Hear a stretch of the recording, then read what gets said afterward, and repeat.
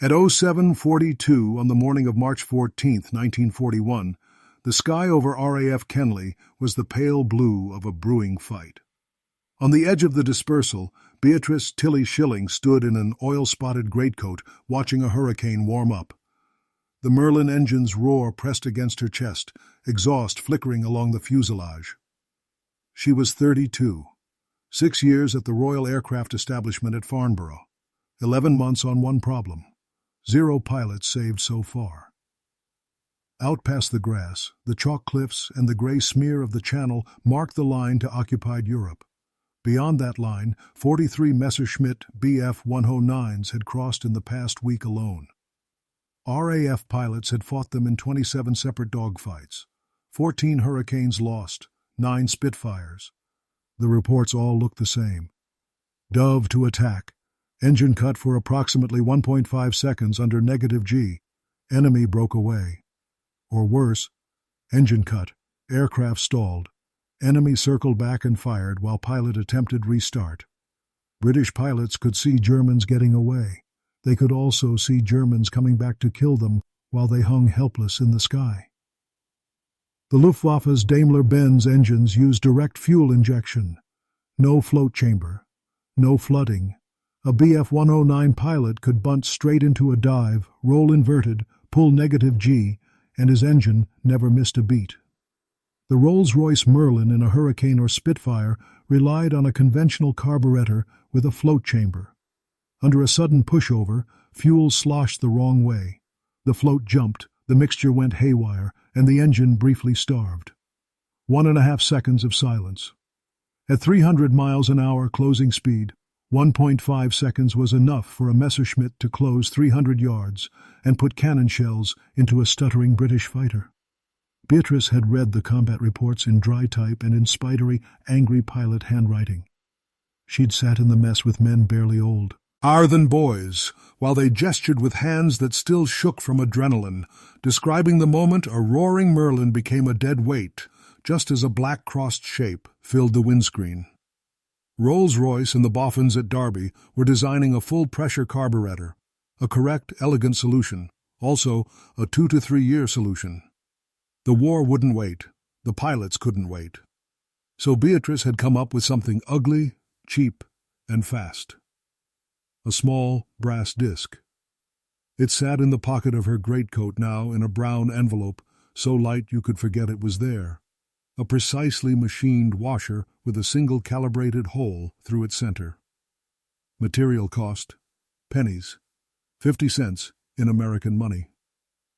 If it worked in the air like it had on the Farnborough test stand, it could change the way Merlins behaved under -G. Not perfect, not like fuel injection, but maybe enough that the engine would cough and carry on instead of cutting out entirely. The techies at the Royal Aircraft Establishment had run a bench Merlin for 6 weeks with her washer in place. -G runs, abrupt throttle movements, slosh tests. The graphs looked good. The fuel flow spikes flattened, but bench tests didn't bleed. Now she watched Squadron Leader Davies climb into his Hurricane, 24 years old, 41 combat missions, 3 confirmed kills. Twice he'd pushed into a combat dive behind a Me-109 and felt his Merlin die under him. Twice he'd lived by altitude and luck. He nodded at her as he walked past, polite but incurious. He didn't know she was the carburettor specialist from Farnborough. He probably thought she was someone's secretary who'd lost her way to the admin office. The squadron engineering officer, Flight Lieutenant Briggs, jogged up, helmet under his arm, face tight. "Miss Shilling, fuel lines reassembled with your thing," he said, voice half respectful, half skeptical. "Engine ran fine on the ground. No flooding at idle. But in the air—" "In the air is the point, isn't it?" Beatrice replied. Her voice was quiet, northern edges still in it. "You briefed Davies?" "Told him he's to give it a proper pushover once he's at height. Over the channel, not over the field," Briggs said. "Just in case." "Just in case it works, or just in case it doesn't?" she asked. He didn't answer. The Hurricane taxied out, tail lifting slightly as Davies blipped the throttle. It turned into wind, paused, then surged forward. Beatrice watched it lift, wheels off, climbing at a steady angle, Merlin note clean and strong. At 10,000 feet, a dark speck wheeled over the white edge of the channel. The controller's voice crackled over the tannoy. A lone Heinkel bomber, probing. Davies's section turned toward it. This wasn't the combat test she'd wanted, but when war was on, you didn't get to schedule controlled conditions. Beatrice shaded her eyes. At that distance, Hurricanes and Messerschmitts and Heinkels all looked like black pins. On Davies' radio, Briggs' voice came through, tinny but firm. "Davies, Farnborough wants her test. When clear, I want you to bunt hard. Negative G for a second or two. See if your kite coughs or dies." "Understood," came the reply. "Let's see what the ladies' washer does then." 4 fighters curved through a wide turn. One, the one with her brass disc and its Merlin, peeled away slightly, then pitched nose down. Beatrice held her breath. Every pilot at Kenley knew what usually happened next. Engine cough, then dead weight, then a long, nauseating second of silence, while gravity took hold. The Hurricane's nose went down. It sliced into the dive. There was a momentary change in the sound coming from above. A roughness. A burble. Beatrice's hand clenched around the envelope in her pocket. Then the Merlin note smoothed. It did not die. Davies' Hurricane kept howling downwards, nose firmly pointed at the distant Heinkel, prop a blurred disk of power instead of a windmilling disk of shame. On the RT, someone whooped. "Still running!" Davies shouted. "She coughed, but she's still bloody running." Beatrice exhaled slowly. One brass washer. One negative G dive that hadn't killed the engine. Now they had to prove it would work when a real Me-109 tried to shake a Spitfire off its tail, and that a stupid simple fix could change the balance of 1,000 future dogfights. Beatrice Schilling's war didn't start in a lab. It started on a racetrack. Before there was Farnborough, before there were Merlins and Messerschmitts in her vocabulary, there was a motorcycle and the banking at Brooklands. In the 1930s, a woman on a racing bike was as rare as a woman in an engineering lecture hall. Beatrice was both. She'd earned an engineering degree from the University of Manchester at a time when women were expected to study softer subjects, if they studied at all. She preferred torque curves to tea dances. Her final project on supercharged engines had come to the attention of the Royal Aircraft Establishment. At Brooklands, she rode a stripped Rudge 500 CCC that she fettled herself. At a time when 60 miles an hour was impressive, she lapped at over 100, becoming one of the very few women ever to win the coveted Brooklands Gold Star. "Miss Shilling doesn't know where the throttle stop is," one contemporary muttered admiringly. Speed to her wasn't glamour. It was physics and courage. If something vibrated at high RPM, she wanted to know why. If an engine starved under load, she wanted to strip it and learn where the mixture went wrong. When she joined the Royal Aircraft Establishment at Farnborough in 1936, she brought that same tenacity to aircraft engines. Ray was the cutting edge of British aeronautical research. Wind tunnels, prototype airframes, test stands. It was also, in 1936, an all-boys club. The men in white lab coats and brown dust coats were used to women as typists or clerks, not as combustion specialists. Beatrice changed that. She didn't do it with speeches or protests. She did it by outworking, outthinking, and outtesting the men around her. On her first major project, a study of high-altitude supercharging, she put on overalls, climbed into the test stands, and came out with oil in her hair, and a logbook full of numbers, too. That made sense. "She knows her engines," one older Rolls-Royce liaison engineer said after working with her on a Merlin endurance test. "Doesn't matter what she wears." By 1940, she was a senior technical officer in the Engine Research Department, and the Battle of Britain had turned her war into something personal. From July to October that year, she'd watched the RT transcripts, the combat reports, and the casualty lists. Hurricanes and Spitfires were just testbed designations until you saw the faces that went with them. Pilots visited Farnborough to talk about their machines. Most of them were barely in their 20s. Some were missing bits of themselves. All had opinions about what their engines did in a fight. One complaint came up again and again. "You can't push the nose down properly," one pilot explained, sketching a crude 109 and Spitfire on the back of a cafeteria receipt.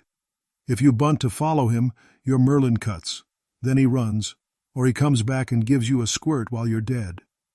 Beatrice had already seen the test bench data on Merlin carburettors. The SU carb relied on a float and a needle valve to maintain fuel level. Under positive G, climbing, turning hard, the system behaved. Under negative G, pushing over into a dive, the fuel surged away from the jet. The mixture went lopsided. The engine coughed. In some profiles it died entirely for up to a second and a half. A second and a half might not sound like much in a lab. In a sky where cannon shells were measured in milliseconds, it was forever. At Brooklands, a 1-second loss of power meant a poor lap. In a dogfight at 15,000 feet, it meant a coffin. Rolls-Royce's answer, long-term, was solid. A proper pressure carburetor, then moving to injection.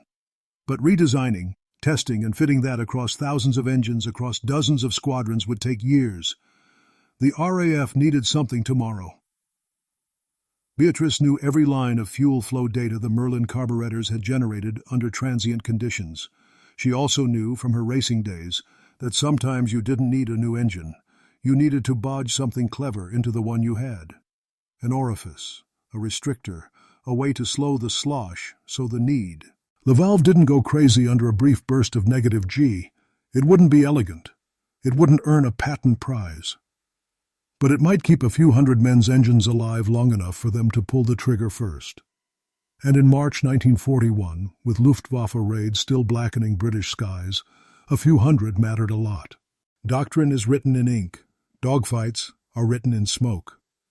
Before there was Miss Shilling's Orifice, the working, unofficial doctrine for RAF fighter pilots facing BF 109s was simple and infuriating. Never bunt, always roll. If you want to go down, half roll, then pull through, Squadron Leader Davies had told his new pilots in the dispersal hut on more than one damp afternoon. The Hun will push. Let him. You keep positive G on your Merlin, or she'll quit on you. The half-roll technique kept fuel in roughly the right part of the carburetor. Instead of pushing the stick forward and going into negative G, the pilot rolled his fighter inverted, then pulled back, keeping positive G on the engine even as the aircraft pointed down. It worked. Sort of. It was also slower. Every 109 pilot over the channel knew the trick. Hans Gruber, a lieutenant in JG-26, described it in his diary. "When we are close and I push the nose down, the Tommy above cannot follow with a direct push. He must roll on his back and then pull down. This takes perhaps half a second, maybe more.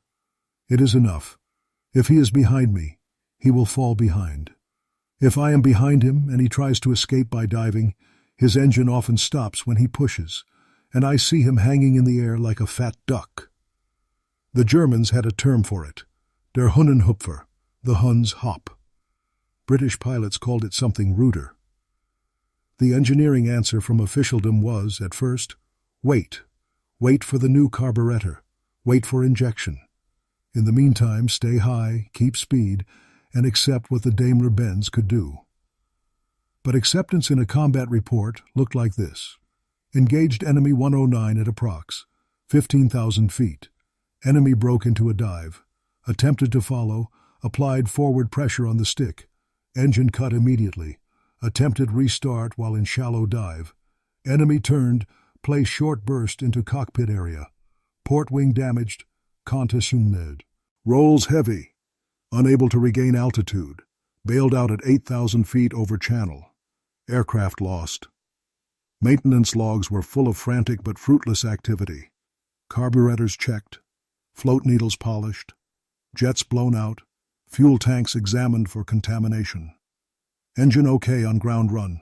Suspect pilot error, one exasperated fitter had once scribbled in the margins. Pilot says same thing about our carb.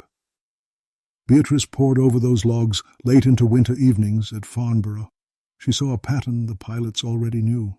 Nothing was wrong with the carburettor in the hangar. It performed as designed.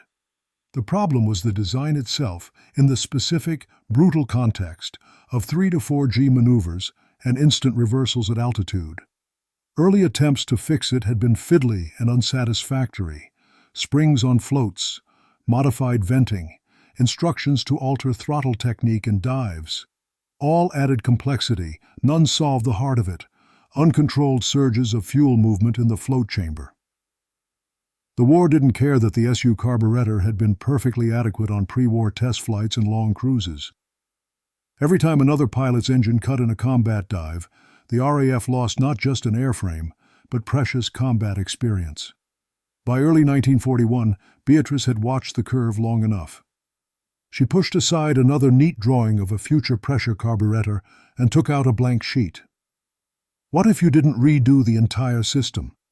What if you just put a governor on the worst part of its behavior? She sketched a simple disc, a washer. Not in the sense of something you put under a bolt. In fluid dynamics terms, an orifice plate, a plate with a precisely sized hole that deliberately constricts flow. Placed at the right position in the carburettor inlet, that single cheap disc could dampen the rush of fuel under sudden attitude changes. The flow rate under normal conditions would be unaffected. In negative G surges, the disc would limit how fast fuel could slosh away from where it needed to be. Under sustained inverted flight, it wouldn't help. The Merlin still wasn't going to be a Daimler-Benz. But under a 1 to 2 second bunt to follow a 109, it might be enough. No pilot ever begged an engineer for a proper solution in 3 years. They begged for anything you can give us before the next scramble. Beatrice designed something they could have in weeks. The workshop at Farnborough was a long way from the glamour of fighter bases. It smelled of cutting oil, hot metal, and tea. Beatrice stood at a lathe, hair tied back, goggles on, cutting little brass discs one after another. Each was the diameter of a shilling coin, about the thickness of a fingernail. Through the center of each, a single, dead straight hole.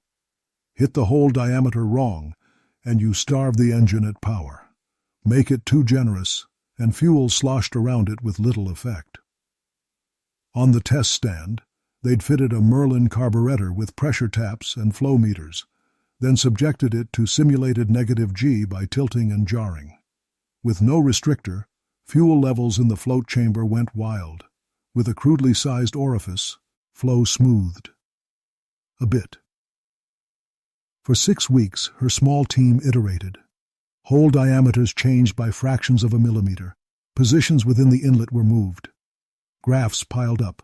Fuel flow versus time, pressure spikes, engine RPM under artificial negative G. The dullest looking of the test sheets was the one that made her smile. A line that, under a sudden jolt, wobbled, and then steadied, instead of dropping to 0. She took that sheet to her section head. "It's not a pressure carb," he said, frowning at the curves. "No," she said, "but it gives the pilots 2 seconds of negative G without a full cutout." He stared at her. 2 seconds isn't much. "It's all they need to bunt safely," she said. "Right now, they're getting half a second before it dies. This stops the chamber from emptying and flooding. It won't let them hang upside down like a Hun, but it'll let them shove the nose down and keep power on long enough." The director of engine research raised an eyebrow when he heard. "What's it cost?" "Material, thruppence," Beatrice said. "Call it 50 cents if you're American. And the risk? If the hole's wrong, the engine runs too lean at bone." "Full throttle and you burn valves," she admitted. "But on the test stand with this size," she tapped the graph, "the mixture stays within limits. I want to try it in a real fighter." There were meetings. There were grumbles from Rolls-Royce purists who didn't like the idea of some woman from RA bunging bits of brass into their carefully designed carbs. There was also the air raid siren outside, the rumble of distant bombs, and the casualty lists. The Air Ministry approved field trials. The first washer was fitted to a Merlin testbed on a Hurricane at Farnborough. A test pilot, cool as winter, took it up and did everything in the pilot's handbook labeled "Do Not Attempt." Negative G pushed, sudden pushovers, quick reversals. The engine coughed, spluttered, then caught again. "It's like she steadies herself instead of fainting," the pilot said afterward. "Not as smooth as a Hun, but I can stick her nose down without that awful silence." The unofficial name came next. Pilots are an uncharitable lot. When told their Merlins now had a RA restrictor orifice, they snorted. "Trust the boffins to come up with something you can't say on the RT," one fighter jock muttered. "We'll just call it Miss Shilling's orifice and be done, shall we?" Beatrice rolled her eyes when she heard, but the name stuck. She didn't stay in the lab. Once the tests were promising, she insisted on touring the fighter stations herself. She and a small team loaded cases of brass washers into a van, along with tools, gaskets, and carburettor manuals. At one base after another, Biggin Hill, Tangmere, Kenley, ground crews saw a small, determined woman in overalls crawl up onto engine cowlings, unbolt carburettor tops, and slip her little brass discs into place. Some pilots watched from a distance, bemused. Others came closer. "What exactly are you doing to my Merlin?" one Spitfire flight lieutenant asked in mock suspicion as she worked. "Giving you a chance to follow a Hun into a dive without your engine quitting," she answered without looking up. "You could say thank you." He laughed, then sobered when he saw her eyes. "How sure are you?" "As sure as we can be before you try it for real," she said. "That's why I'm here watching, instead of sending you a memo." At Kenley that March morning, as Davy's Hurricane roared into its bunt and kept its heart beating, every ounce of that belief and testing was on the line. The success of that moment kicked off a campaign. Within weeks, Miss Shilling's orifices were being fitted across frontline Spitfire and Hurricane squadrons. Hay didn't eliminate the Merlin's weakness. They masked enough of it to change pilot behavior. Never push, always roll became cautiously, "You can bunt if you have to." The orifice was officially a temporary field expedient until better carburettors arrived. In the spring of 1941, temporary was good enough. Because somewhere over France, a BF 109 pilot was about to discover that the Tommy on his tail wasn't going to hang in the air helplessly the next time he shoved his nose down. Oberfeldwebel Karl Jaeger had flown BF 109s since Poland. By 1941, he was a veteran of the Kanalkrieg, the Channel War. He knew the Spitfire's lines well, the elliptical wings, the blunt nose, the way its pilots flew. He respected the British fighters. In a turn fight at medium altitude, a well-flown Spit was dangerous, but the Messerschmitt had its edge too: climb rate, high-altitude performance, and that beautiful solid pull under -G. He'd learned early that if a Spitfire sat comfortably behind him at 200 or 300 meters, the safest move was to shove the nose down and watch it fall away. So over northern France in April 1941, when his rotor bounced a small formation of RAF fighters at 18,000 feet, and one particular Spitfire slid onto his tail with disturbing precision, he went to the old, reliable trick. He pushed. The Daimler-Benz DB601 answered like a thrown knife. The 109's nose dropped. -G pinned him in the straps as the altimeter unwound. The engine note didn't falter. Behind him, he expected to see the Spitfire stagger, its nose jerk as the Merlin cut. Instead, in the mirror, the British fighter stayed there. For a heartbeat, the Spitfire's prop wash shimmered oddly. He could imagine, if he'd known, the Merlin coughed once as fuel in its modified carburettor surged. But then, the British engine kept howling. The Spit stayed in his rear quarter, 100 meters back, refusing to fall away. "What?" he muttered, rolling into a shallow bank to check. The Spit matched him, glued to his movement. He tried a more violent bunt, -G for another second, then pulled into a climbing turn, hoping to flip the fight back into vertical, where he trusted the 109. The Spit followed. On the RAF side, in that same rotor of air, Flight Lieutenant Robbie Robertson grinned fiercely behind his oxygen mask. "Still with you, you bastard," he said under tow, his breath squeezing the Spitfire snug into Jaeger's turn. A month ago, his Merlin would have died the second he'd shoved the nose down like that. Now, thanks to a brass disc nobody could see, it had coughed and kept enough fuel in the right place to maintain something like continuous power. In the 109's tail, Jaeger felt the first impacts. Short, controlled bursts of 303 from the Spit's wings pattered along his fuselage, then heavier clangs as 20mm cannon shells from a squadron mate's Hurricane diving from above found his port wing. He broke, too late. Later, those German pilots who survived long enough to write diaries spoke of a subtle shift in the enemy's behavior in 1941. The English now sometimes follow our negative dives in a way they did not before, Jaeger's comrade noted. Perhaps they have improved their engines. It is not so easy to shake them off as last summer. He didn't know that the improvement was not a whole new engine, but a 50-cent washer fitted by a woman who had never flown combat herself. What he knew, in that moment, as his machine bucked and smoke began to trail from his engine cowl, was that the old trick no longer guaranteed escape. And that changed everything about how safe a 109 pilot felt with a Spit on his tail. The real proof of an innovation in war isn't a test flight. It's a day when no one remembers that, last month, this maneuver would have killed you. By June 1941, squadrons across Fighter Command had received their ration of Miss Shilling's orifices. Not every Merlin had one yet, not every fitter had installed theirs perfectly, but enough were in circulation that combat reports began to change tone. Training caught up too. In briefings, instructors adjusted their language. "You still don't live upside down in a Merlin," one veteran told a gaggle of new pilots at Biggin Hill.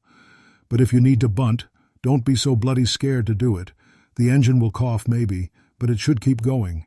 Try it in practice before Jerry makes you try it for real." On a clear afternoon over the Pas de Calais, squadron leader Davies, the same man who'd first tested the washer at Kenley, found himself alone with a Messerschmitt. It happened fast, as these things always did.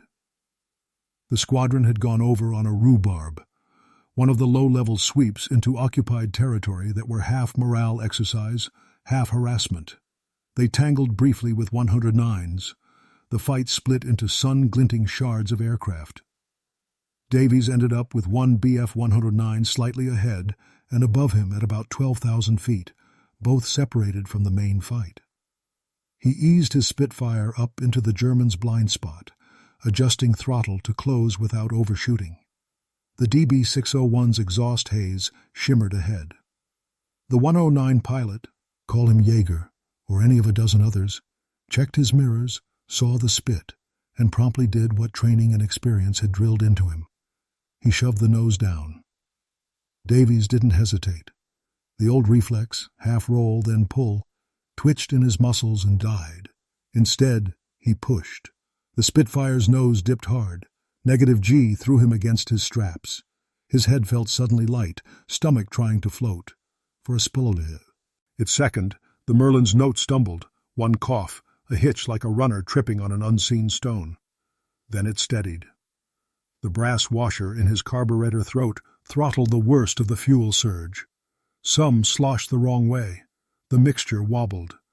But enough petrol still found its way into the jet at roughly the right rate. Below them, the patchwork of French fields rushed up. The 109 had expected to open the gap by at least 100 meters in that initial bunt. Instead, when the pilot glanced back, the dark circle of the Spit's spinner was still there, perhaps even closer. Davies grinned, lips tight under the mask, and micro-adjusted his aim. He wasn't just following now, he was hunting. Both fighters hit 400 mph, then edged beyond. Control surfaces stiffened, the air clawed at them. At 6,000 feet, the 109 began to pull up, trading speed for altitude, hoping to climb back into its comfort zone. Davies followed, his own climb not quite as brisk, but close enough. As they arced up, the forces went positive again. The Merlin sang happily, supercharger whining. The moment of risk had been at the bunt. They were past it. "Got you," he murmured, lining the 109's tailplane in his gunsight ring. A 3-second burst. 303s and cannon shells alike walked up the Messerschmitt's fuselage into the engine. Glycol streamed back, sparkling in the sun. The 109 rolled onto its back and went down, this time not as a deliberate escape, but as a mortally wounded thing. Davies watched until he saw the black cross vanish into the haze, then pulled his Spit around to look for the rest of his squadron. Later, in his combat report, he wrote, "Enemy attempted standard -G dive to evade. Was able to follow with direct forward push. Engine faltered momentarily, then resumed. Closed to effective range and fired. EA destroyed." That dry line was one of hundreds like it that spring and summer. Each represented a moment when, previously, an RAF pilot would have been left hanging in a powerless Spitfire watching a 109 streak away. Now, thanks to a washer that cost less than a pub lunch, those pilots stayed in the fight. Over the next 2 years, as Miss Shilling's orifices and improved carbs spread through the RAF's Merlin fleet, estimates suggest that on the order of 2,100 pilots either survived combat or secured kills in situations where, before, their engines would have quit at the worst possible instant. It's a rough number, an engineer's best guess, extrapolated from changed loss rates and engagement outcomes. But even if it's off by half, it means thousands of parents, wives, sweethearts, and children who didn't get a telegram that started with, "The Air Council regrets to inform you." In the cockpit, no one thought of the brass disc in their fuel system. They thought only of the fact that, when they shoved the stick forward to dive behind a diving enemy, their engine kept roaring, and that was enough. By 1943, Rolls-Royce's Promise pressure carburettor began to arrive on production Merlins. Later still, direct injection would become standard on jet and piston engines alike.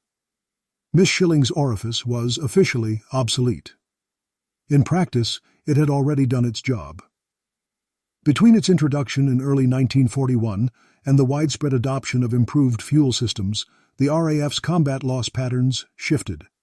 Fewer reports mentioned engines cutting in dives. More mentioned enemy evaded by steep negative dive. Own engine maintained power, enemy engaged. Fighter command bled less heavily. More veterans survived long enough to pass their hard-earned experience to new pilots. Beatrice herself stayed at Farnborough until after the war, taking on new problems in jet engine fuel control and safety. She married a test pilot. She kept riding motorcycles. She never particularly chased fame. In the post-war years, when journalists wanted stories of heroes, they rarely called the woman who'd invented a brass washer. There were aces with rows of swastikas under their cockpits, night fighter crews with tapes of kills, bomber captains who'd ridden flaming Lancasters home. An orifice plate doesn't look heroic on a newsreel. But in engineering circles and among those who flew Merlins in anger, her name never quite faded. At reunions, graying Spitfire and Hurricane pilots would nod when her name came up. "Miss Shilling? The carb lady? She's the reason my kite didn't quit that day over Lille," one would say. In later decades, when the RAF Museum at Hendon and other collections displayed cutaway Merlin engines, some curators had the wit to include a small brass disc labeled Miss Shilling's Orifice, RAF Field Mod, 1941, alongside the more glamorous pistons and supercharger impellers. Visitors would peer at it, frown, move on. But occasionally, someone with grease under their fingernails, a mech, Onik, a private pilot, an engineer, would pause and smile in recognition. Because they knew that big wars aren't just won by shiny, revolutionary breakthroughs. They're also won by the small, stupid, simple fixes that let men and machines survive from one battle to the next. On paper, the RA restrictor was a hack, an inelegant workaround until proper technology caught up. In the logbooks of the men whose engines no longer died every time they shoved the stick forward, it was the difference between coming home or adding another name to a wall. Decades later, as old film rolls of Spitfires in tight formation flicker across screens, it's easy to romanticize the wings and the dogfights. Less visible is the woman in overalls on a cold March morning, balanced on an engine cowling at Kenley, slipping a brass washer into a carburettor while ground crew look on. She wasn't flying that day, but her work was in every dive that didn't end in silence. In the end, that's the quiet legacy of Beatrice Schilling. A 50-cent piece of metal, cut and drilled with care, that let Spitfires and Hurricanes follow BF-109s into dives they'd once had to fear. and helped bring more than 2,000 pilots back across the Channel who might otherwise have vanished into the cold water below. Sometimes the smallest part on the aircraft is the one that tilts the whole war a few crucial degrees.